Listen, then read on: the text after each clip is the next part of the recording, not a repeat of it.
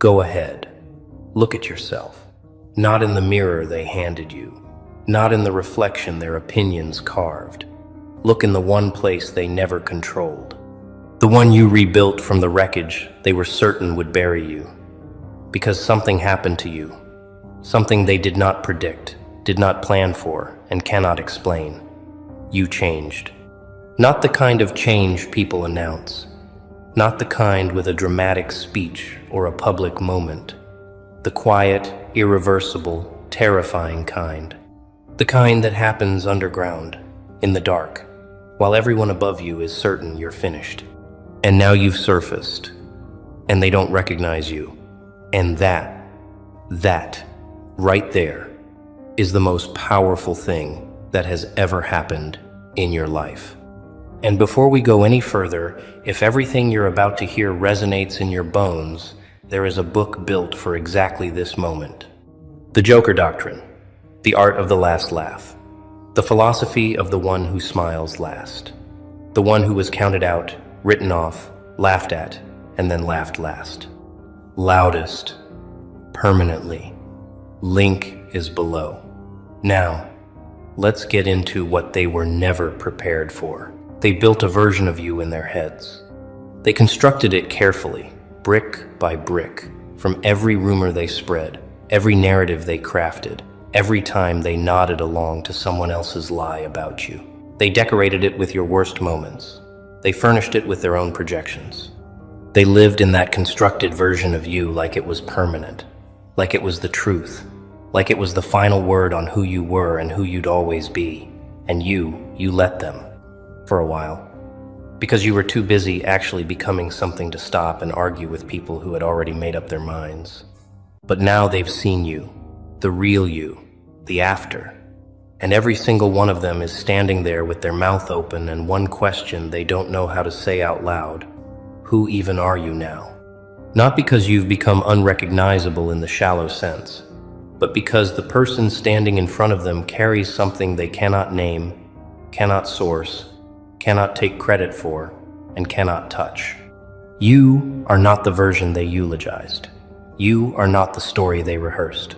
You are something that was forged specifically because of everything they tried to do to you, and that is a truth that will haunt them longer than any silence ever could. This is not a glow-up. Glow-ups are surface. This is a structural overhaul. This is a resurrection from the inside out. This is what happens when someone takes every single thing meant to end them and uses it as raw material. And we are going to talk about exactly what that means. Every layer, every shift, every quiet, devastating transformation that happened while they thought you were falling apart. Stay with me, because what comes next changes everything. Let's talk about who you were to them. Because they had you filed away, didn't they? Neatly categorized. Safely labeled. You were the one who needed them. You were the one who could be managed. You were the one whose opinion they could dismiss, whose achievements they could diminish, whose pain they could overlook, because they had already decided your ceiling and it was conveniently lower than theirs. And here is the most disturbing part of all. For a season, you half believed them. Not all the way, never all the way, but enough. Enough that you second-guessed yourself in rooms where you deserved to be confident. Enough that you apologized for things that were not your fault. Enough that you stayed smaller than you were, not because you lacked the size, but because the environment kept reminding you to shrink. They didn't do it with cruelty every single time. Sometimes it was subtle. Sometimes it was a laugh at the wrong moment. A slight hesitation before they complimented you. Well, you're doing okay considering. That trailed off just enough to plant doubt without being accusable.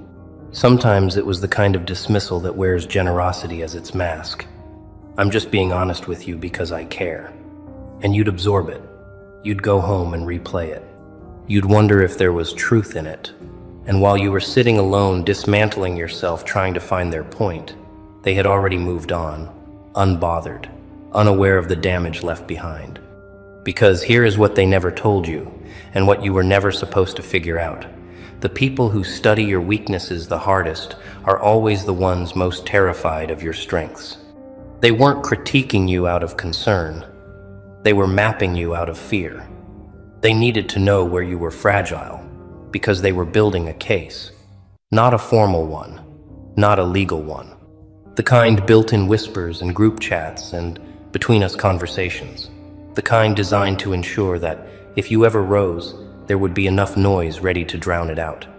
And they almost succeeded. Almost. But they made one mistake. They underestimated your capacity to feel everything, survive everything, and come out the other side, not broken, but clarified. They thought pain would dissolve you. They thought isolation would defeat you. They thought the weight of being misunderstood by the very people who claimed to know you best would be enough to shut you down permanently. But pain doesn't dissolve people who were built for pressure. It refines them. It removes what was never essential. It strips the performance and leaves only the truth. And when the performance fell away, what was left was you, the real you. And that was the thing they never prepared for. They thought they were watching a collapse. They were watching an excavation. And what got excavated was so much more dangerous to them than anything they had planned for. Because you were not who they told you that you were. You never were. And now the proof is standing right in front of them, breathing, composed, and done explaining. Nobody talks about this part. They talk about the breakthrough. They talk about the glow-up. They share the after photo and the quote and the triumphant moment. But nobody sits in the middle of the story, in the part with no light yet, in the season where it was just you and the weight of everything, and talks honestly about what that required. So we're going to, because that season is not a footnote, that season is the thesis. There was a period where you didn't know if you were going to make it through. Not physically, but intact, whole, still recognizably yourself on the other side of it. There was a period where the loneliness was not just social, it was existential. Where you sat with the version of yourself that had been stripped of every external validation and had to decide, with nothing to lean on but your own core, whether that core was worth staying committed to. That is not a small thing. That is one of the most profound things a human being can face. And you faced it without applause, without documentation, without anyone holding the door open for you. And in that silence, something began. It was not loud. It was not dramatic. It was more like a very slow, very deliberate reorientation of every internal compass you carried. You stopped asking what they thought. You stopped rehearsing explanations for people who had already written their verdict. You stopped auditing yourself through the lens of people who were always going to find you insufficient because sufficiency in you threatened something in them. And in the space where all of that noise used to live, something else grew. Something that had been trying to grow for years but kept getting crowded out by the desperate need to be understood by the wrong people. You started to hear yourself, really hear yourself. Not the performed self, not the self that had been shaped and reshaped by years of other people's expectations.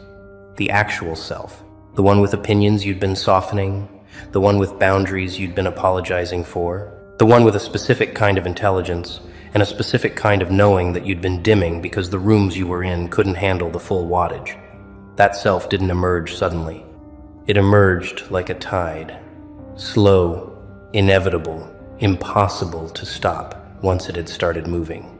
And while it was moving, while you were quietly rebuilding in a way nobody could see, your absence was doing something to them. Because here is what happens when someone who was once accessible to you becomes unavailable. You suddenly notice how much you depended on their reaction to feel powerful. You needed them to defend. You needed them to explain. You needed them reactive, engaged, caught in the web. And when they stopped reacting, when the silence stretched and you couldn't provoke the response you expected, you started to feel something uncomfortable, something you didn't want to name, the beginning of irrelevance. And there is nothing more terrifying to someone who used power over you as an identity than the slow realization that you no longer need their permission to exist. That silence you were living in was never weakness. It was construction. And what got built in there, they are only just beginning to understand. Let's be exact about this, Because ascension is a word that sounds abstract, and what happened to you was anything but. It was specific. It was earned. It was the result of a series of unglamorous, invisible choices made on days when choosing the opposite would have been so much easier. And it deserves to be named precisely because the people who tried to prevent it will never fully comprehend how it happened. The first thing that shifted was your relationship with being misunderstood. For a long time, being misunderstood felt like a wound. It felt like failure. Like if you were just clearer, just more articulate, just more patient in explaining yourself, eventually they would get it and the validation would arrive and you could finally exhale. And then, one day, and it's hard to pinpoint exactly when, you stopped wanting their understanding. Not out of bitterness, out of clarity. You realized that the version of you they were misunderstanding was a version you had been maintaining for their comfort, and that you were exhausted from maintaining it, and that the moment you let it go, the moment you stopped explaining and just became, something in you that had been clenched for years finally released. The second shift was your relationship with being alone. There is a version of alone that is deprivation, and there is a version that is sanctuary. And somewhere in the middle of everything you went through, you crossed the line between those two versions without fully realizing it.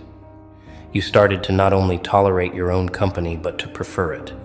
Not because you became antisocial, but because you discovered that solitude, real solitude, is where calibration happens, where you hear the thoughts that get drowned out in noise, where you figure out what you actually want, separate from what you've been told you should want. Where you meet the version of yourself that exists without performance, and you decide whether that version is someone you can respect. You decided yes, and that decision changed the entire trajectory. The third shift was your relationship with time and proof. You stopped needing to prove yourself on their timeline. You stopped trying to demonstrate your worth in formats they would find legible. You let go of the urgency to be seen as successful by people whose definition of success was built to exclude you. And once you removed that urgency, you moved differently. You made decisions based on where you were genuinely going rather than what would look best in the short term to the people watching. And ironically, that slow, unbothered, internally oriented movement produced results that external performance never could have, because it was real. Because it was rooted, because it was built on something they couldn't destabilize with an opinion. And now you are standing inside the life that was assembled from those invisible shifts. Not the life they predicted for you, not the cautionary tale they were drafting, the one that got built in the quiet, the one that nobody had a hand in but you. And they are looking at it with the particular bitterness of people who thought they had closed a door, only to discover that you had already built another building entirely. This is not a comeback. Comebacks imply you went somewhere. You were always here. You were just building. Before we go any further, we have to talk about the most dangerous opponent you faced in all of this. Not them, you. Because there was a version of you that could have become everything they said you were. There was a version that could have hardened into bitterness, built an identity entirely around grievance, turned every interaction into a retaliation, made the wound the centerpiece of everything, and worn victimhood like armor, because at least victimhood keeps you safe from the risk of trying and failing again. That version was available to you. The door was wide open. And on some days, you stood at it for a long time, but you didn't walk through. And that is not a small thing. That is actually the thing. Because the greatest act of resistance against people who try to diminish you is not punishing them. It is refusing to become what the pain wanted to make you. It is refusing to let the heat twist you into something ugly. It is staying soft where they needed you to harden, staying open where they needed you to close, staying curious where they needed you to become defensive and small and consumed. Because a bitter person is a predictable person, and predictable people cannot ascend. They can only orbit the wound. You outgrew the wound, not by pretending it wasn't there, but by refusing to let it be the headquarters of your identity. You processed it.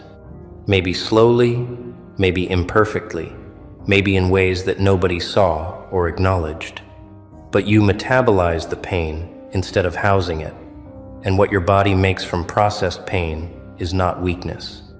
It is something closer to iron, the kind that doesn't announce itself, the kind that only becomes visible under pressure.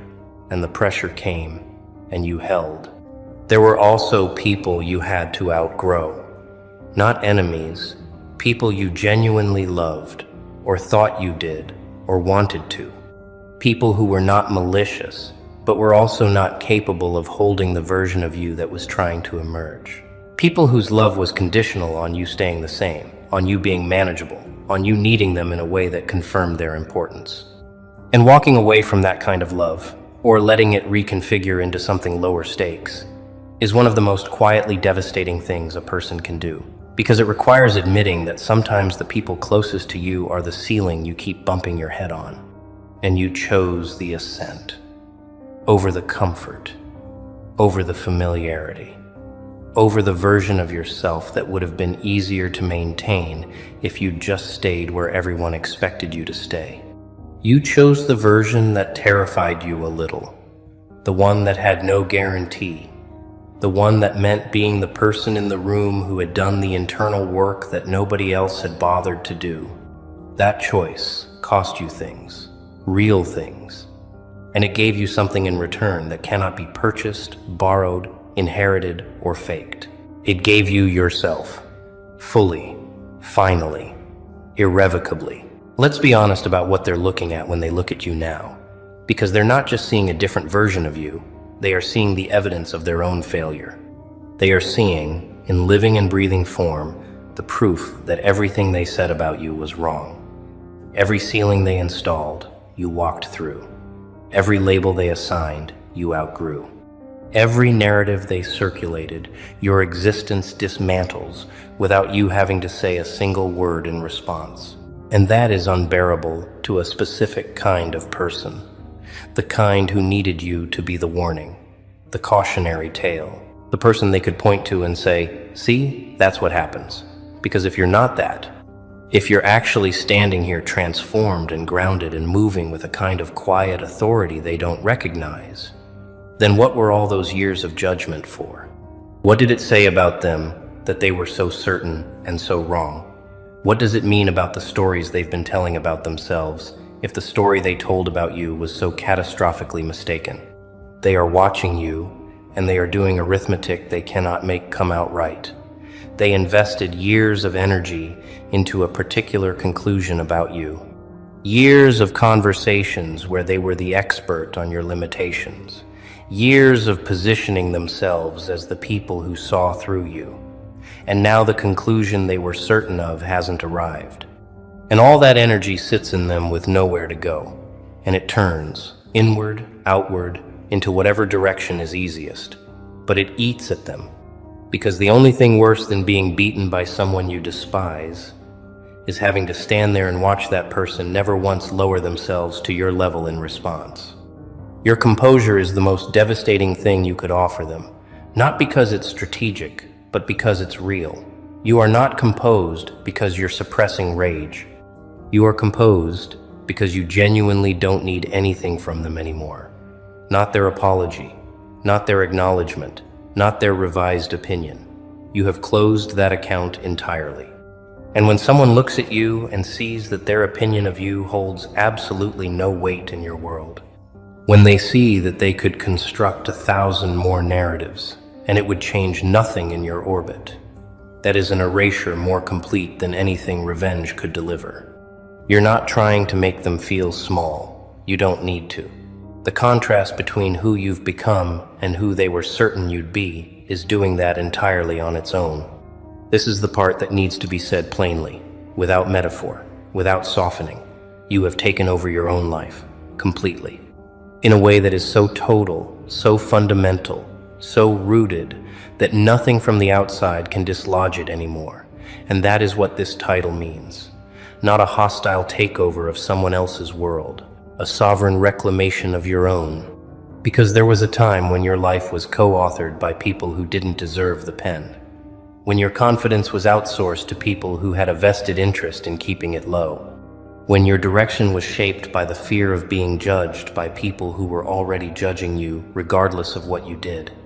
When your decisions were filtered through the imagined reactions of an audience that never once considered your well-being in return.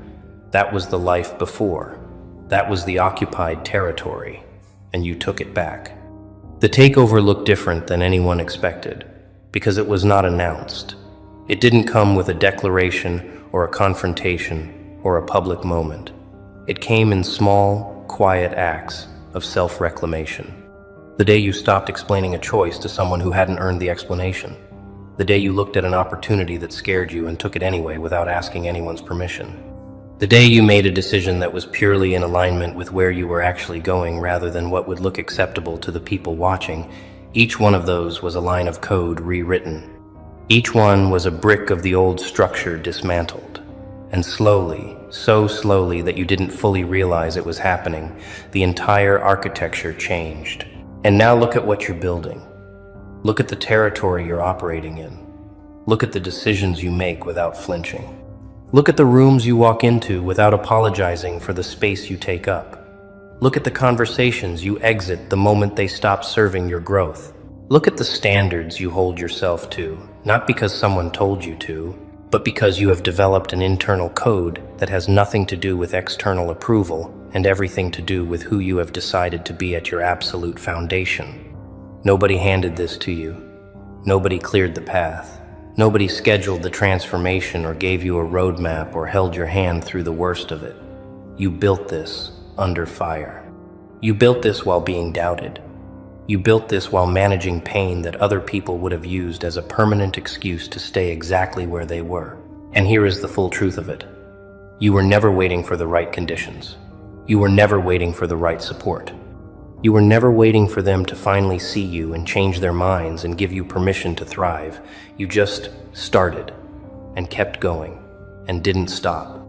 That is not luck. That is not talent. That is not something you were simply born with. That is a choice, repeated daily, in the direction of your own becoming. And the result of that choice is standing here right now in a life that belongs entirely to you, carrying a version of yourself that nobody designed but you. And they are watching. Let's not pretend otherwise. The people who wrote you off, the ones who gossiped, the ones who smiled to your face and built narratives behind your back, the ones who were certain of your expiration, they are watching. Not openly, not with acknowledgement, but through whatever window they have access to. Through mutual connections, through social platforms, through the kind of casual but loaded. So how are they doing? That they drop into conversations, hoping for news that confirms what they predicted. And they are not finding it. They are finding instead a person who moves with a specificity and a certainty that reads as something they don't have a word for. They are finding someone who is no longer available for the dynamics they used to access. Someone who is not angry, not performing healing, not posting declarations or cryptic references to what was done to them. Just someone who is oriented toward something real. Something that clearly costs nothing to the outside world, but everything in terms of integrity, focus, and irreversible forward motion. This is what they cannot reconcile, because they expected aftermath. They expected the visible wound. They expected you to carry it loudly, the way people who were not rebuilt by the process tend to carry it. They expected that what was done to you would define the texture of everything that came after. And instead, you used it as fuel and then stopped talking about the fire. You extracted what the hardship had to teach and then moved forward. Not because you're not human, not because it didn't hurt, but because you made a decision somewhere in the middle of the dark that the story would be about what you built, not what was burned. And now they have to live with the fact that they are not part of your story anymore. Not as villains even, just as irrelevant. As people who came, did what they did, and got left behind in the momentum of someone whose trajectory they never believed in. That is the ending they were never prepared for.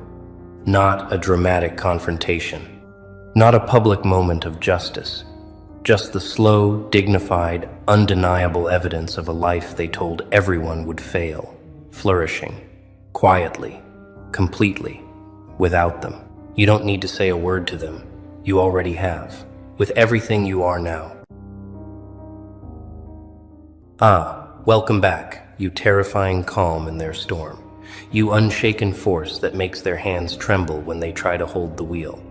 Welcome to the conversation they don't want you to hear, the one where we talk about what happens when fear stops being your master and starts being your shadow, silent and irrelevant, trailing behind you like a ghost that forgot how to haunt. They've been watching you, haven't they? Not casually, not with passing interest, but with the kind of obsession reserved for things they can't control, can't predict, can't break.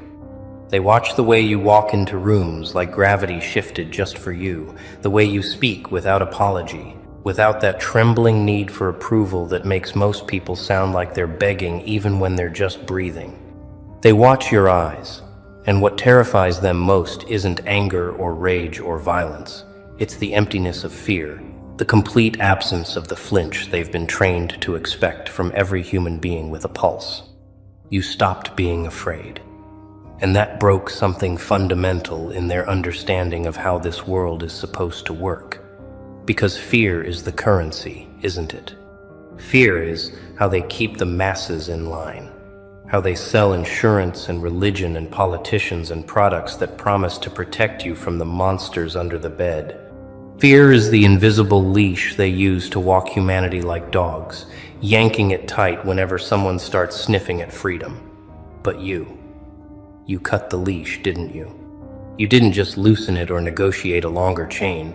You took a blade to that thing and smiled while the leather split, and now they're standing there holding nothing, watching you walk away without looking back, and they can't comprehend it.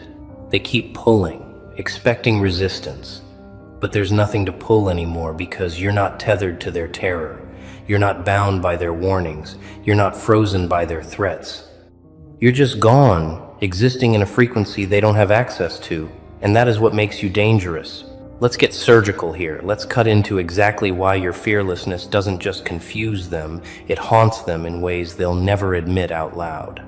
See, they built their entire identity around managing fear, around being cautious, around playing it safe, around sacrificing dreams for security and calling it wisdom. They convinced themselves that fear was intelligence, that anxiety was awareness, that terror was just being realistic about the world. They wore their cowardice like armor and called it maturity, and for years, decades even, that story held together because everyone around them was doing the same dance, the same shuffle, the same slow march toward comfortable mediocrity. But then you showed up, or rather, you transformed, and suddenly their entire philosophical framework started cracking like cheap glass under pressure. Because if you can exist without fear, if you can thrive without their precious anxiety, if you can walk through fire and laugh instead of scream, then what does that make them? It makes them obsolete, doesn't it? It makes every excuse they ever made look like exactly what it was, a lie they told themselves to justify never becoming who they could have been.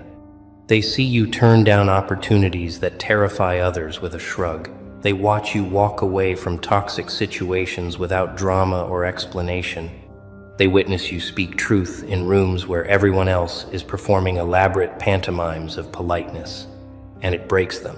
Not because you're cruel, not because you're reckless, but because you're free, and freedom in a prison looks like insanity to the inmates. They've spent so long negotiating with their chains, polishing them, naming them, pretending they chose them, that someone walking around unchained looks like a threat to the entire structure. Your lack of fear doesn't just challenge their choices, it reveals them. It holds up a mirror to every moment they said yes when they meant no, every dream they buried because someone said it was too risky, every time they let fear win and called it wisdom. You are the evidence that another way exists, that the walls were always made of paper, that the monsters were always projections, and they hate you for it, because now they have to live with the knowledge that they didn't have to live like this, that they chose the cage, that every year spent in comfortable fear was a year stolen from themselves, by themselves. They watch you make decisions in seconds that would paralyze them for months. They see you embrace uncertainty like an old friend. They witness you treat failure like data instead of death. And it triggers something primal in them, something ancient and animal that screams danger, danger, danger. Not because you're threatening them directly, but because your existence is a threat to every story they use to sleep at night. You're not playing by the rules they memorized. You're not respecting the invisible contracts they signed in blood and tears. You're not afraid of the consequences they've been taught to fear. And that makes you unpredictable, uncontrollable, and therefore terrifying in ways they can barely articulate even to themselves. They'll try to diagnose you. They'll say you're reckless or arrogant or naive. They'll pathologize your courage and medicalize your freedom. Anything to avoid confronting the simple, devastating truth that you're not broken, you're not damaged, you're just awake, and they're still sleeping, still dreaming that their fear is keeping them safe when really it's just keeping them small. But here's what they'll never understand about you. Here's the part that doesn't fit their neat little theories about trauma and risk-taking and psychological profiles. You didn't become fearless because you're lucky, because you're privileged, because life went easy on you and gave you confidence wrapped in bubble wrap and handed down from generous parents. No, you became fearless because you've already been through the worst, because you've already died in every way that matters, because you've stared into the abyss so many times that eventually you stopped blinking and started taking notes. They think fearlessness is the absence of experience, but in your case, it's the accumulation of it. It's what happens when pain stops teaching you to avoid and starts teaching you to endure. When betrayal stops making you cautious and starts making you selective. When failure stops feeling like death and starts feeling like information. You didn't avoid the fire, you walked through it so many times that eventually your skin stopped burning and started reflecting the flames back at anyone stupid enough to try lighting you up again. You know what real fearlessness looks like. It's not bravado, it's not performance, it's not the loud chest-puffing ego trip that insecure people mistake for confidence. Real fearlessness is quiet. It's the absence of reaction. It's the steady heartbeat in situations that would send others into cardiac arrest. It's the ability to look at your worst nightmare and say, okay, and what else you got? You've been abandoned, so abandonment doesn't scare you anymore. You've been betrayed, so betrayal just confirms what you already knew about human nature. You've been broke, so money doesn't control you. You've been alone, so isolation feels like peace instead of punishment. Every fear they use to manipulate the masses has already happened to you, and you survived it, metabolized it, turned it into armor that doesn't look like armor because it's just your skin now, tougher, scarred, but still soft enough to feel everything without flinching. That's the paradox they can't crack. You feel everything and fear nothing. You're not numb, you're not detached, you're not cold. You're just done letting fear dictate your moves. Done treating anxiety like prophecy. Done respecting warnings from people who never took a risk worth remembering. They see your calm and mistake it for ignorance. They witness your peace and assume you don't understand the stakes. But you understand better than anyone because you've already paid the price they're terrified of paying. You've already lost what they're clutching with white knuckles. You've already survived what they stay up at night praying never happens to them. And that gives you a freedom they'll spend their entire lives envying from a safe distance. You're not fearless because nothing can hurt you. You're fearless because you've already been hurt in every configuration possible, and you're still standing, still moving, still building, still breathing, without asking permission from the universe to take up space. They wanted you to break. The world tried to break you. Circumstances conspired to break you, and you didn't break. You bent, you stretched, you transformed, but you didn't shatter. And now you exist in this liminal space where fear has no leverage because there's nothing left to threaten you with, nothing you haven't already survived. Nothing you're not willing to lose, if that's what freedom costs.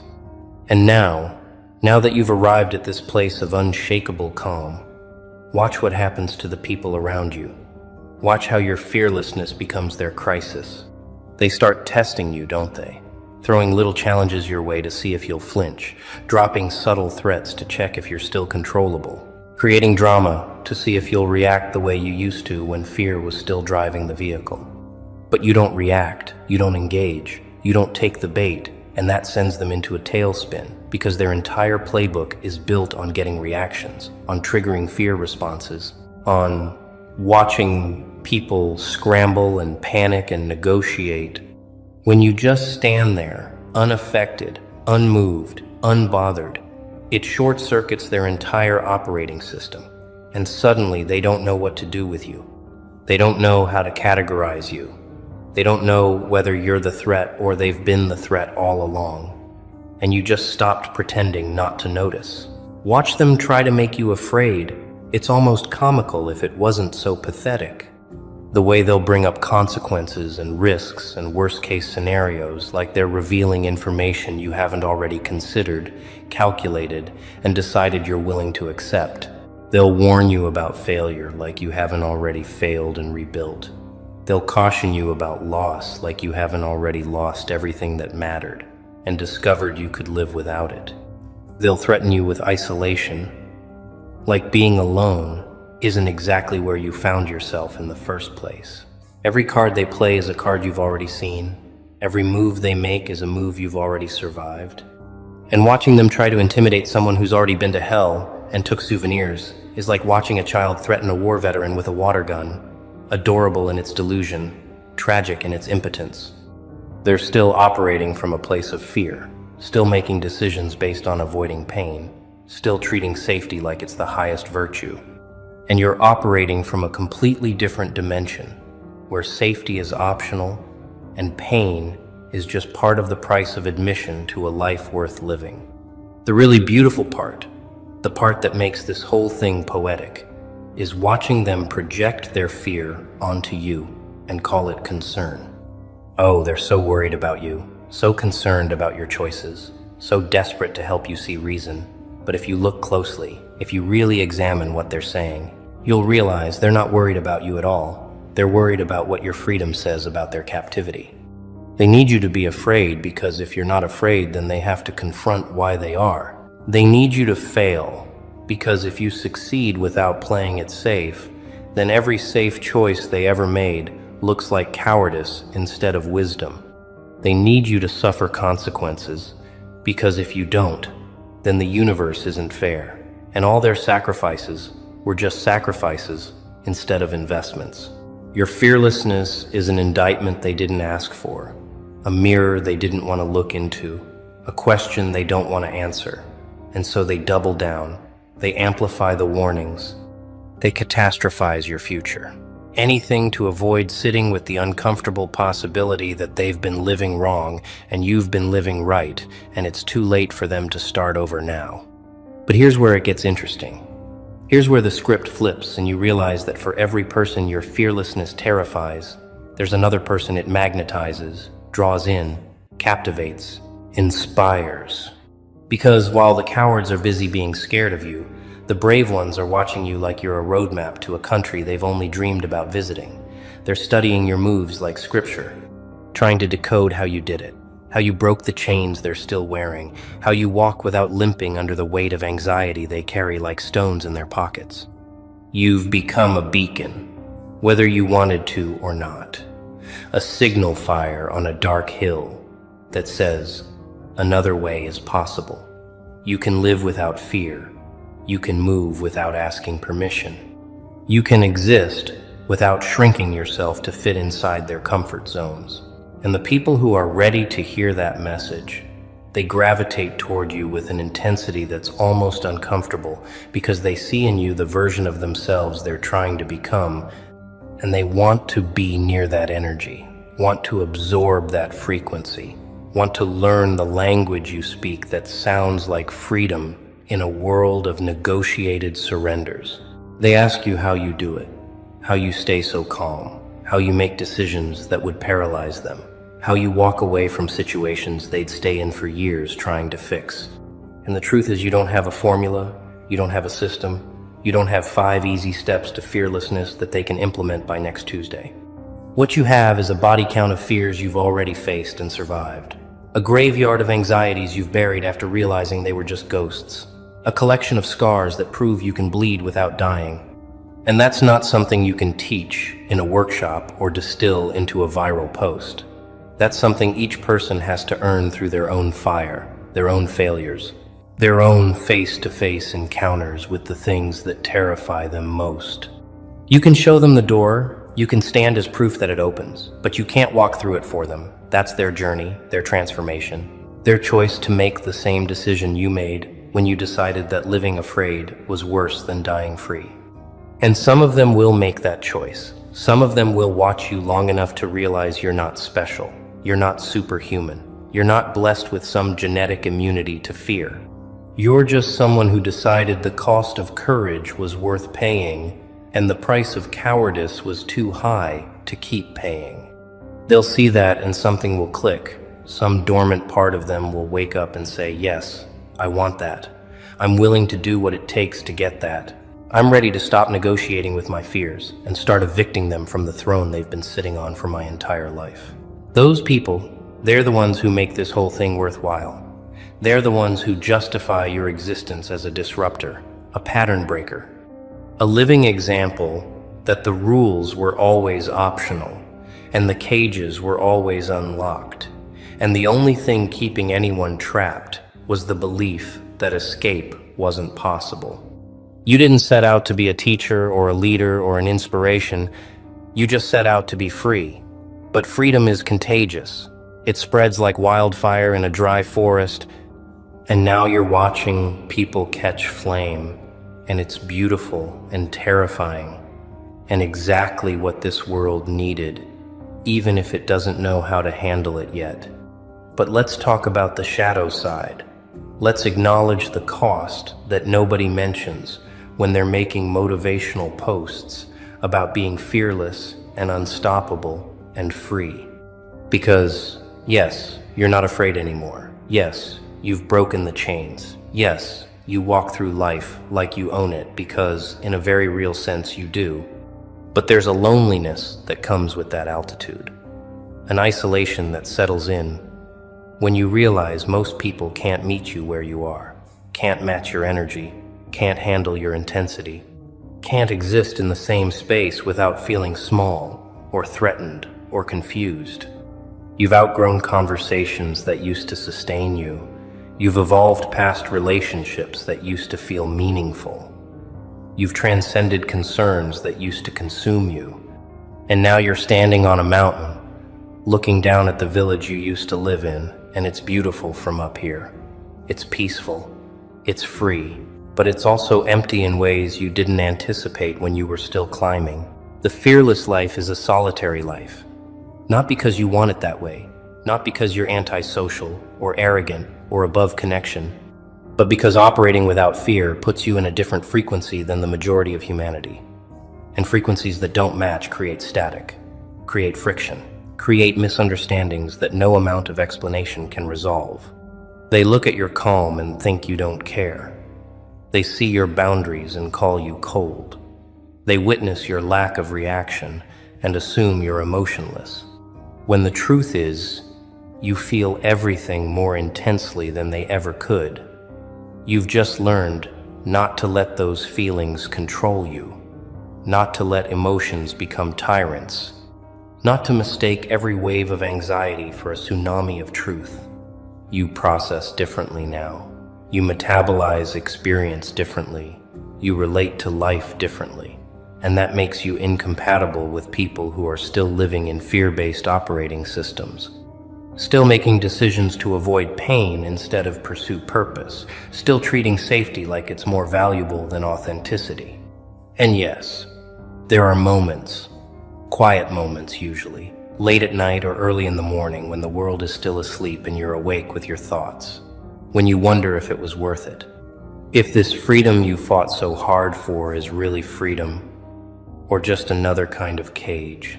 a self-imposed exile from the warm, comfortable prison everyone else is living in. You wonder if maybe they're right. Maybe you're too much. Maybe you're too intense. Maybe you should dial it back, soften the edges, make yourself more accessible, more relatable, more normal. But then the sun comes up, and you remember why you chose this path. You remember what it felt like to live afraid, to make decisions based on other people's opinions, to carry anxiety like a backpack full of stones everywhere you went. And you realize that loneliness is just the price of admission to a life lived on your own terms. And it's a price you're willing to pay because the alternative, going back to sleep, going back to fear, going back to playing small so other people can feel big, that's not an option anymore. That door closed behind you, and you burned it for warmth on cold nights when freedom felt more like punishment than prize.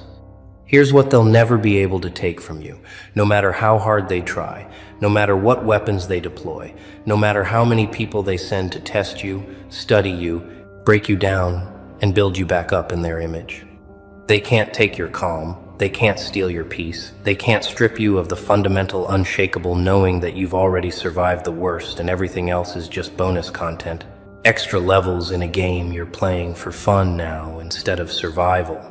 That's the real power of fearlessness, not the ability to do dangerous things or take reckless risks or walk through fire without feeling heat, but the absolute certainty that whatever happens next, you'll handle it, you'll adapt, you'll survive, you'll find a way because that's what you've always done. That's who you've become. That's the muscle you've built through repetition and pain and experience. They can attack your reputation and you'll rebuild it or realize you don't need it. They can sabotage your relationships and you'll form new ones or learn to thrive alone. They can destroy your plans and you'll make new plans or embrace the chaos. Every move they make, every trap they set, every bomb they drop just proves what you already know, that you're unbreakable not because nothing can hurt you, but because you know how to heal, how to adapt, how to turn wounds into wisdom and setbacks into setups for something better.